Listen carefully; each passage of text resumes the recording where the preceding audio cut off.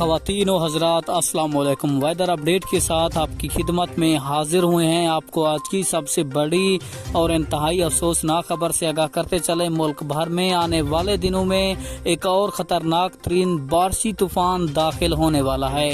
तो मैं आपको मुकम्मल तफसील के साथ आगाह करता हूँ ये बारिशी स्पेल किन किन शहरों को मुतासर कर सकता है। तो उससे पहले आपने वीडियो को लाइक और चैनल को सब्सक्राइब लाजमी करना है ताकि आपको हमारी नई वीडियो का नोटिफिकेशन सबसे पहले और बआसानी मिलता रहे।